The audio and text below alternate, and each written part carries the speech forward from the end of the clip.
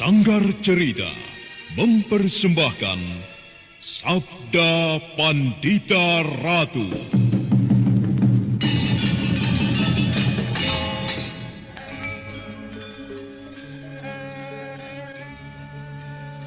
Ana tulis sing yuang widi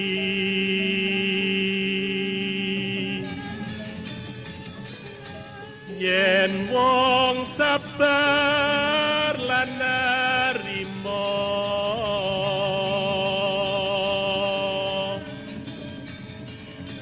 kinanjar dawa umure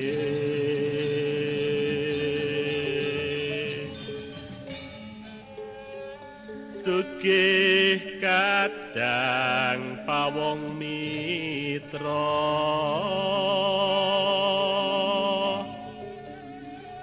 kinacek ing sasama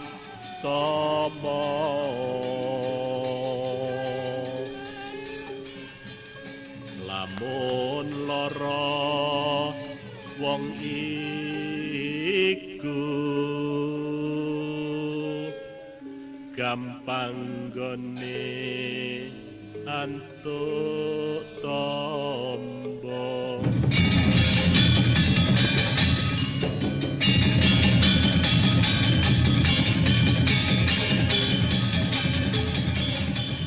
Sabda Pandita Ratu, sebuah kisah penuh dilema, tragedi cinta anak manusia, perebutan tahta, mabuk harta dan duniawi, serta silaunya kehormatan, di mana keangkara murkaan merajalela karena dendam yang membara.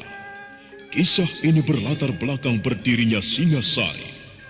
Ken Arok, dialah pemuda yang merekuk pahit getirnya kehidupan.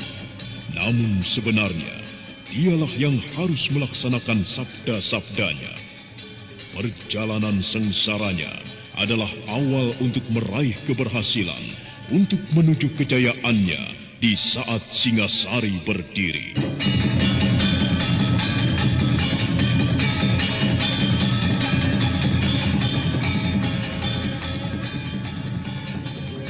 Paman memperhatikan wujud pemilik kapal itu. Iya, orang itu bernama Barat Maut. Mengapa? Dari mana Paman bisa mengetahui namanya? Di antara anak buahnya ada yang menyebut nama itu. Mengapa dengan orang itu, Badrawati? Wajahnya seram, Paman. Hmm? Matanya hilang sebelah. Ada bekas luka yang melintang di keningnya. Mata yang hilang itu tentu akibat perkelahian. Kemudian tangan kanannya putus, Paman. Tangan itu kemudian diberi kait, bukan?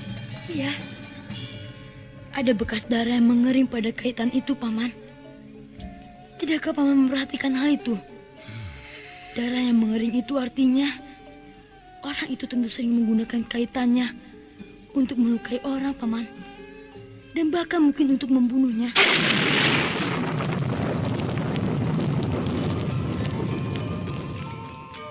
Sabda Pandita Ratu.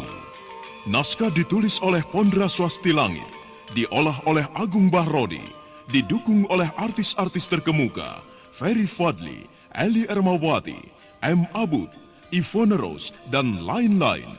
Teknik dan montase Ibing Arifin, dengan sutradara Dian Pertiwi. Sabda Pandita Ratu. Kali ini dalam episode ke-24 dengan judul Sepak Terjang Pemetik Kembang.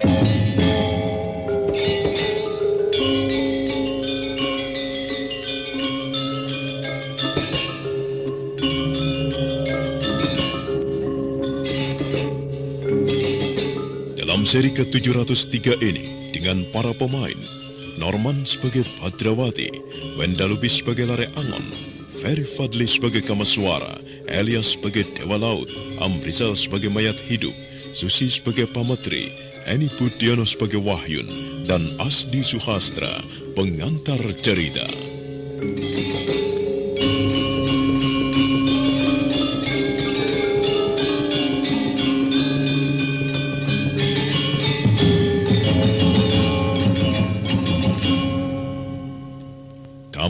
Sementara memungut kalung yang aneh itu, telinga-telinga kering yang direntengi membuat semuanya serentak membayangkan kekejaman macam apa yang pernah dilakukan oleh Brahma Samudra ketika hidupnya. Badrawati dan Lare Angon hanya bisa menggeleng-gelengkan kepala.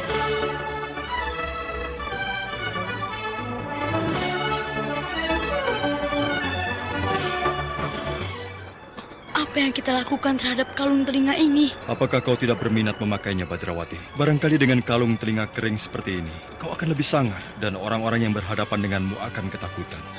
Tidak, Paman. Tidak. Aku tidak mau. Bagaimana mungkin aku berkalung telinga? Kita apakan kalung ini, Kisanak Dewa Laut? Kalau kau tidak keberatan, biarlah aku yang akan menyimpan benda itu. Bukan untuk dipamer-pamerkan, akan tetapi menjadi sebuah peringatan bahwa kebiadaban seperti yang dilakukan oleh Brahma Samudra itu pernah terjadi. Silakan, Kisanak. Dan kau, Badrawati, bungkus kembali perhiasan itu. Kau boleh melakukan apa yang menjadi rencanamu. Ingat, kau harus membagikan semuanya. Jangan ada yang kau sisakan untuk dirimu sendiri.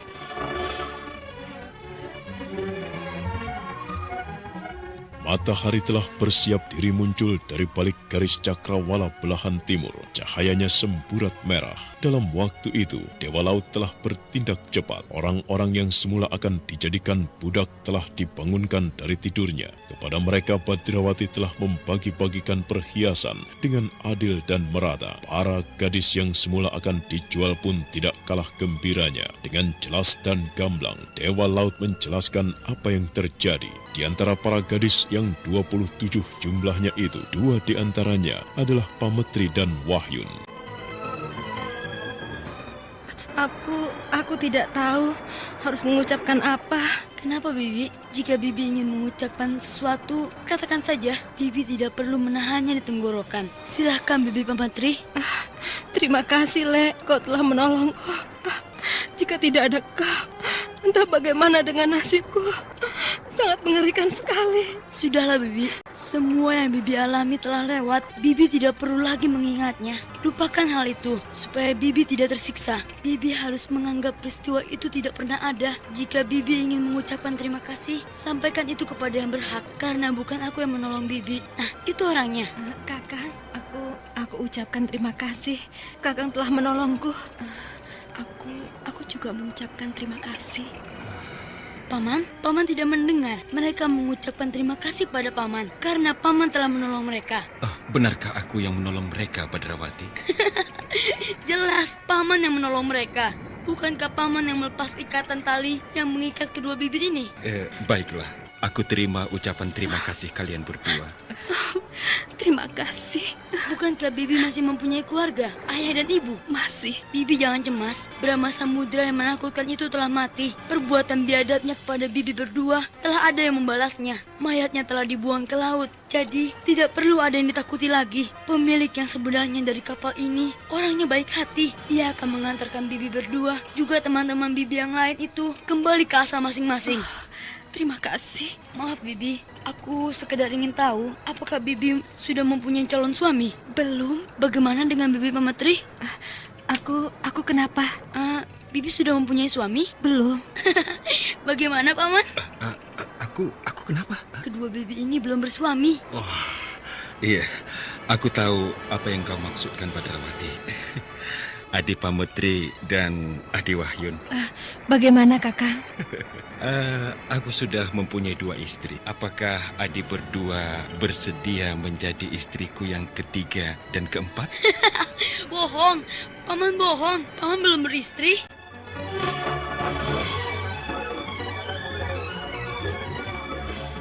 Badrawati tertawa geli mendengar apa yang diucapkan oleh Lare Angon. Pametri dan Wahyun hanya bisa tersenyum di antara rasa haru dan mata yang basah. Nun di timur, langit terang benderang. Matahari sudah mulai mengintip. Pemandangan nampak indah dan menakjubkan. Bersamaan dengan terbitnya matahari, maka pergolakan yang terjadi di atas kapal telah usai. Awak kapal anak buah Barat Maut juga telah mengirimkan utusannya mencari keterangan atas apa yang sebenarnya terjadi. Dengan gamblang, Kamaswara memberikan gambaran yang jelas kepada mereka. Dan dengan baik-baik, Kamaswara dan Dewa Laut meminta setengah mengancam agar mereka menghentikan perdagangan budak yang selama ini mereka geluti. Paman, apakah menurut Paman Kameswara, persoalan yang berhubungan dengan kapal-kapal ini telah selesai? Tentu. Rasanya belum, Paman. Maksudmu, para anak buah Barat Maut? Bagaimana dengan mereka? Jika mereka yang kau maksud, andai kata mereka akan berbuat macam-macam, kita akan mampu menekan mereka nanti saat berlayar ke barat. Sedang kapal bajak laut yang telah kembali ke pemilik yang sebenarnya, aku kira tidak ada masalah. Aku yakin Kisanak Dewa Laut itu pasti akan membuktikan kata-katanya. Ia akan mengantarkan orang-orang yang nyaris bernasib malang itu ke tempat asal masing-masing. Bagaimana dengan perhiasan itu, Badrawati? Masih ada sisa. Ini, Paman. Aku akan membagikan semua ini kepada para nelayan. Lakukan saja, asal tidak menimbulkan masalah. Tidak menimbulkan rasa iri dan dengki. Paman jangan khawatir hal itu. Lalu, apa yang kau anggap masih belum selesai, Badrawati? Bagaimana dengan isi peti itu, Paman? Isi peti itu? Makhluk itu? Mengapa makhluk itu tidak dimusnahkan? Jika itu tidak dilakukan, sangat terbuka kemungkinan kelak, entah kapan atau di mana, makhluk itu akan berulah kembali. Hal itu mungkin saja jika jubah dan trompet itu jatuh di tangan orang yang tidak berhak. Kau benar, Badrawati. Paman Lare Angon mempunyai pendapat. Iya, aku sependapat. Agar tidak menimbulkan masalah, nasib manusia mayat yang mengerikan itu harus diakhiri. Aku dan Badrawati tidak mampu mengalahkannya. Bisa kau membayangkan, Kameswara, betapa dahsyat sepak terjang makhluk itu? Tahukah kau bagaimana caranya, Lare Angon? Sayang, aku tidak tahu, Kameswara. Apakah peti itu dikembalikan di tengah laut? Atau ditenggelamkan saja? Jika dikembalikan ke tengah laut, tidak tertutup kemungkinan peti itu akan ditemukan kapal yang lain. Dan jika ditenggelamkan, bagaimana caranya? Bukankah peti itu mengambang? Dibanduli batu-batu? Atau dimasuki batu-batu? Dimasuki benda-benda yang berat hingga tenggelam? Kemungkinan makhluk mengerikan itu untuk bebas masih ada. Pada suatu saat, umur peti itu pasti ada batasnya. Ia akan lapuk dan makhluk aneh itu akan terbebas.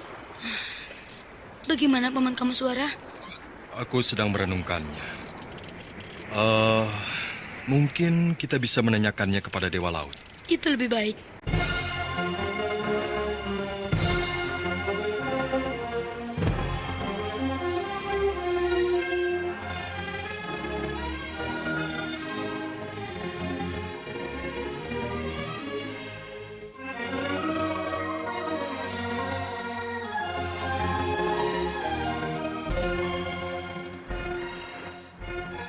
Hari yang cerah, Paman. Ya, ini hari yang benar-benar cerah.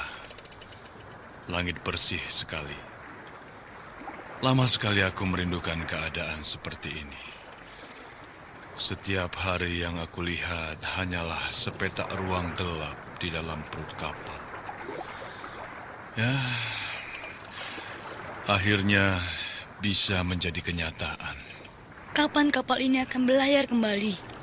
Nanti malam, Badrawati. Mengapa menunggu malam? Karena banyak hal yang harus dikerjakan untuk persiapan pelayaran. Jika yang berlayar hanya kami, maka tidak akan menjadi masalah.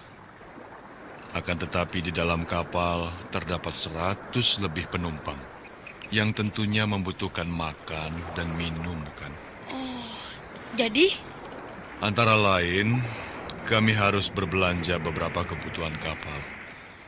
Dan itu membutuhkan waktu. bagaimana dengan peti mati itu, Paman? Peti mati? Maafkan aku, Paman. Aku lancang bertanya. Apakah Paman Dewa Laut ingin menjadi majikan baru dari manusia mayat itu?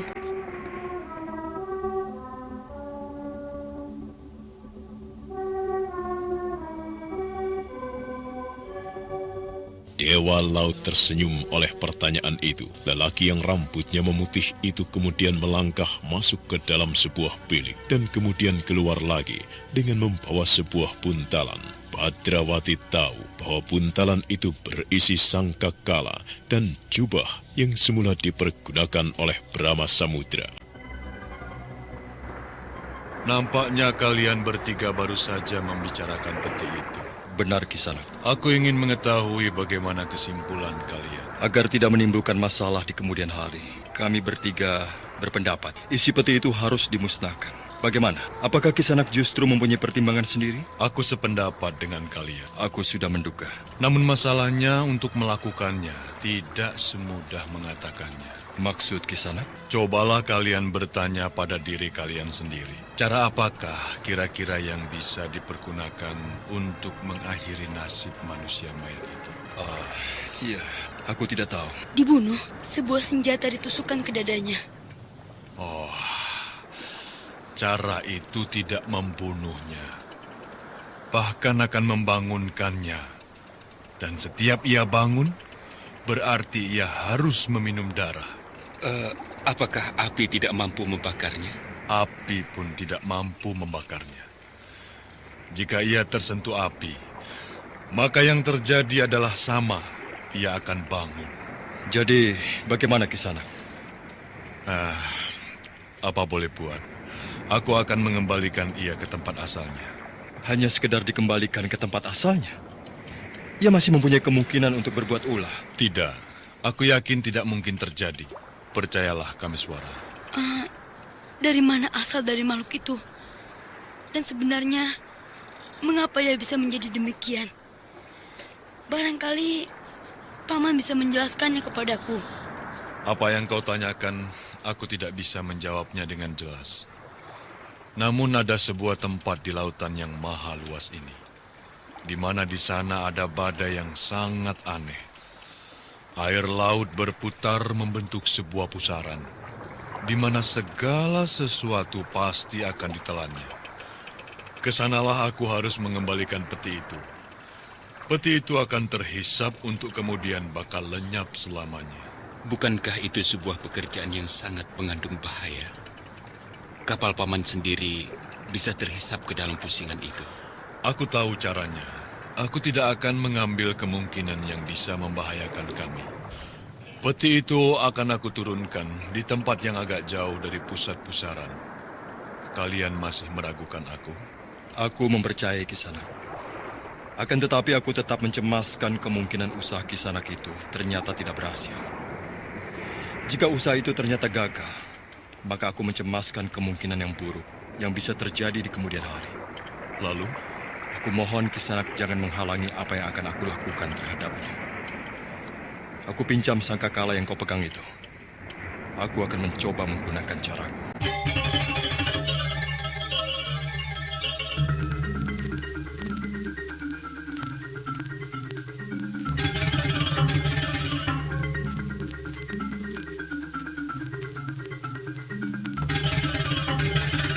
Jawaban Kameswara itu ternyata membuat Dewa Laut terkejut. Demikian juga dengan Badrawati dan Lare Angon yang sudah merasakan bertarung dengan makhluk itu. Merasakan detak jantungnya bagai dirangsang. Kameswara melangkah mendekati peti. Beberapa orang awak kapal menjadi tegang, menyaksikan apa yang akan dilakukan oleh Kameswara. Sedangkan Dewa Laut berada dalam kebimbangan. Apakah akan menyerahkan sangkakala yang dipegangnya atau tidak?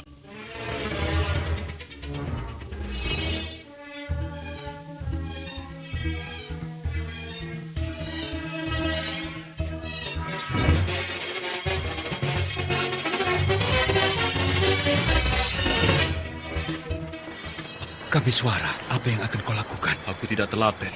Makhluk di dalam peti itu adalah jenis makhluk yang berbahaya. Hatiku tidak akan menjadi tenang jika hidupnya belum aku akhiri. Tetapi ia sangat berbahaya, Kameswara. Ya, aku tahu. Dan justru karena itu, Bagaimana kalau ternyata usahamu gagal? aku akan bertanggung jawab.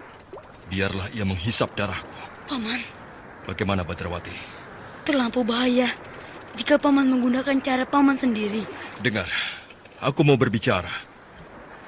Kalian pernah mendengar seseorang mahasakti bernama Kiai Sabalangit? Iya, Aku melihat sebuah persamaan antara makhluk itu.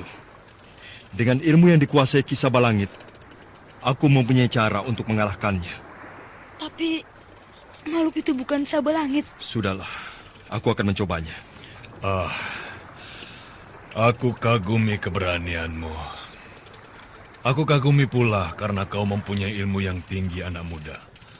Akan tetapi sebagaimana keponakanmu, aku mencemaskan apa yang kau lakukan. Apa yang aku lakukan sepenuhnya adalah tanggung jawabku sendiri. Berikan sangkakala itu kepadaku, Kisana. Hati-hatilah. Aku akan sangat berhati-hati. Ini, terimalah.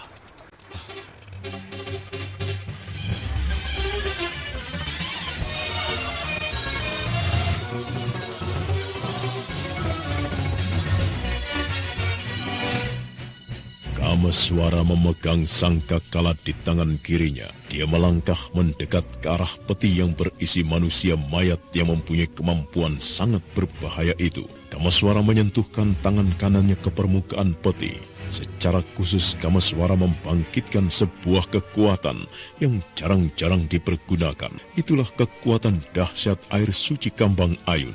Pusarnya serasa bergolak. Kekuatan itu mengalir deras melalui simpul-simpul syarafnya, membanjir melalui telapak tangannya, dan dari sela-sela jemarinya mengepul kabut. Bagaimana Badrawati? Aku deg-degan, Paman. Ya, aku juga.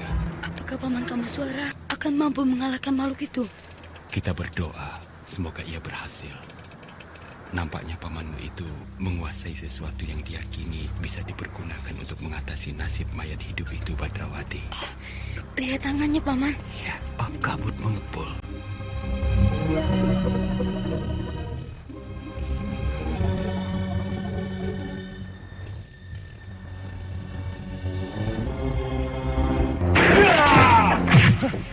Lihat, peti itu pecah berantakan.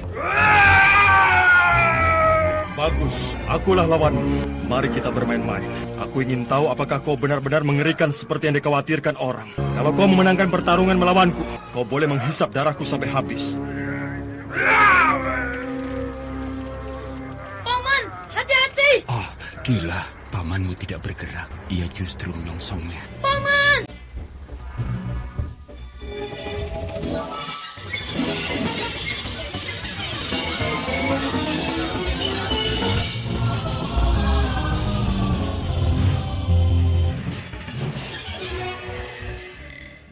Badrawati dan Lare Angon menjadi sangat cemas. Demikian juga semua orang yang berada di geladak kapal yang menyaksikan peristiwa itu, seperti akan berhenti berdegup jantungnya. Kameswara tidak meloncat menghindar. Dia tetap diam berdiri di tempatnya. Sementara makhluk dari dalam peti itu tertatih-tatih melangkah mendekatinya.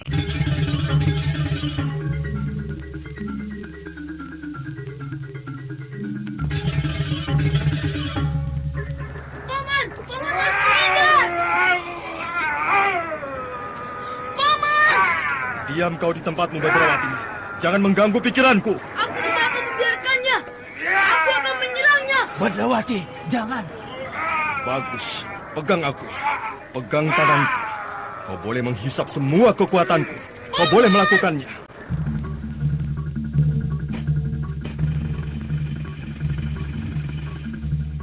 Badrawati hanya bisa membelalakan matanya memandang Kameswara yang membiarkan tangannya dicengkram oleh manusia mayat yang berasal dari dalam peti itu. Kameswara dia mematung bagaikan batu, namun kekuatan dahsyat yang berasal dari air suci Kambang Ayun itu bergolak bagaikan banjir bandang, deras meluncur dari telapak tangannya. Pertempuran itu berlangsung aneh. Keduanya tidak menggunakan ilmu gerak, namun hanya dengan saling melekatkan kedua telapak tangannya. Dengar, Badrawati. Boleh dikata, apa yang dilakukan Kameswara terhadap lawannya itu adalah sebuah perang tanding. Kita jangan mengganggunya. Paman Kameswara salah menilai lawannya. Belum tentu, Badrawati. Setinggi apapun ibu Paman Kameswara, makhluk itu akan mengisapnya. Kita lihat saja. Atau bagaimana kalau kita bertaruh? Aku menjagai Kameswara yang menang. Paman Kameswara salah menilai lawannya. Sudah aku katakan, jangan percaya pada keyakinanmu sendiri yang belum tentu itu benar.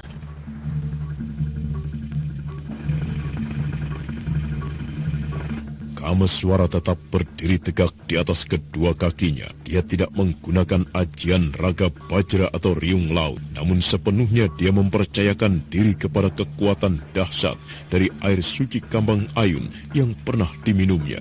Pusarnya bagaikan diaduk, bagaikan prahara dan badai.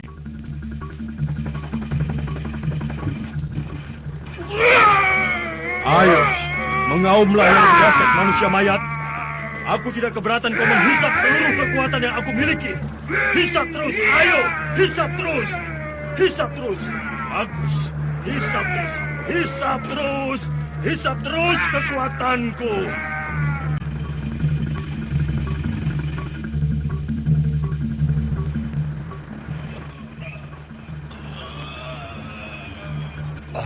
Apa sebenarnya yang terjadi itu? Mereka sedang bertarung. Mengapa mereka hanya saling menempelkan tangan? Mereka tidak saling menyerang. Kau salah menilai.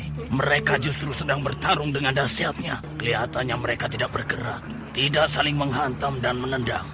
Akan tetapi, dari tangan mereka mengalir serangan-serangan dahsyat. Siapa yang lebih kuat itulah yang menang. Nampaknya pemuda itu berilmu sangat tinggi. Iya, meskipun ia berilmu tinggi, apa yang bisa dilakukan menghadapi makhluk mengerikan itu? Ia akan mati sia-sia, mati dengan cara yang sangat mengerikan. Bahkan barangkali pemuda itu tidak pernah membayangkan kematian semacam itu. Tetapi lihat, ia masih mampu bertahan. Kita lihat saja bagaimana mayat hidup itu nantinya akan menerkam tubuhnya, menggigit dan menghisap darahnya.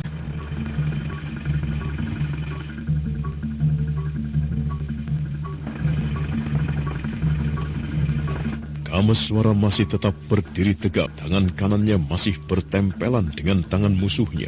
Manusia mayat itu berusaha menghisap segala kekuatan Kameswara melalui telapak tangannya. Namun sebaliknya, Kameswara seperti kedung yang menyimpan kekuatan yang tiada habis-habisnya. Badrawati menjadi gelisah. Sebaliknya Lare Angon memperhatikan apa yang sedang berlangsung dengan penuh minat. Paman Lare Angon, Bagaimana Badrawati? luar biasa. Ternyata Paman Kameswara masih mampu bertahan. Aku mengatakan sebaliknya, Badrawati. Bagaimana? Mayat hidup itulah yang ternyata masih mampu bertahan. Namun akan tiba saatnya, dia tidak akan tahan menghadapi banjir bandang yang melandanya. Sebagai sebuah wadah, kemampuan manusia mayat itu juga terbatas. Sedang kekuatan yang mengalir dari telapak tangan pamanmu itu tidak terbatas. Paman mengibaratkan kekuatan Paman Kameswara sebagai banjir bandang. Iya. Mengapa Paman bisa yakin? Pernahkah kau mendengar air suci Kembang Ayun? Oh iya, Aku mengira pamanmu saat ini sedang menggunakan kekuatan dahsyat air suci Kembang Ayun itu. Pamanmu orang satu-satunya di dunia ini yang pernah meminum air suci itu, Badrawati. bukan main. Wah, Ya, aku berani bertaruh. Pamanmu akan dapat mengalahkannya. Lihat saja. kabut. Di bagian mana, Badrawati? Masih lambat-lambat Paman, tapi kian jelas membungkus mereka.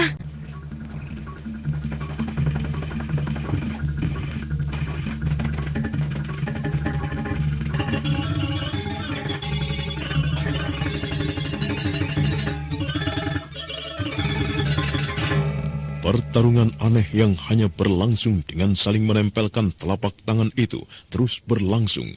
Semua orang yang menyaksikan bagai menonton sebuah permainan sihir yang mendebarkan. Kabut yang muncul semakin banyak, bergerak liar bagaikan diaduk serta membungkus Kameswara dan musuhnya. Kabut itu semakin tebal dan semakin tebal, seolah gumpalan asap pekat yang melindungi apa yang dilakukan Kameswara dan musuhnya dari tatapan mata orang-orang yang menontonnya.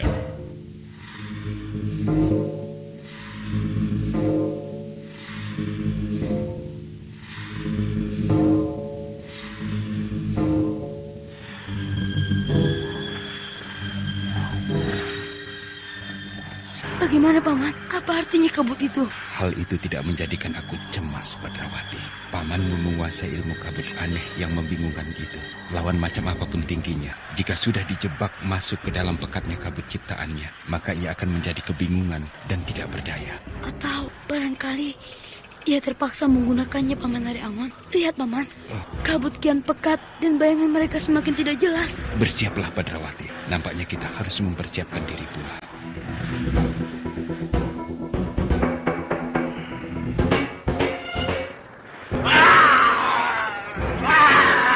Menggeramlah situasi. Hisap terus kekuatanku. Ayo, hisap terus kekuatanku. Hisap terus kekuatanku. Tidak salah lihat ke aku. Apa maksudmu? Mereka lenyap, terbungkus kabut. Oh, iya. Dari mana asal kabut itu? Bagaimana aku bisa tahu? Mereka berdua tidak kelihatan. Malam nasib pemuda itu. Di dalam kabut yang kental itu, manusia mayat itu tentu sedang menghisap habis darahnya. Suasana yang menegangkan itu kemudian pecah oleh Kameswara yang tiba-tiba mencelat dari dalam pekatnya kabut, berjumpalitan di udara, dan kemudian turun mendarat dengan ringan. Kameswara kemudian menekuk kaki, dan dengan kekuatan yang luar biasa, sangkakala yang dipegangnya dilemparnya ke dalam pekatnya kabut. Nah, mampukah Kameswara mengalahkan mayat hidup yang telah menghisap darah Brahma Samudra itu? Saudara pendengar, untuk mengetahui jawabannya, ikutilah kelanjutan kisah ini dalam seri berikutnya. Sampai jumpa.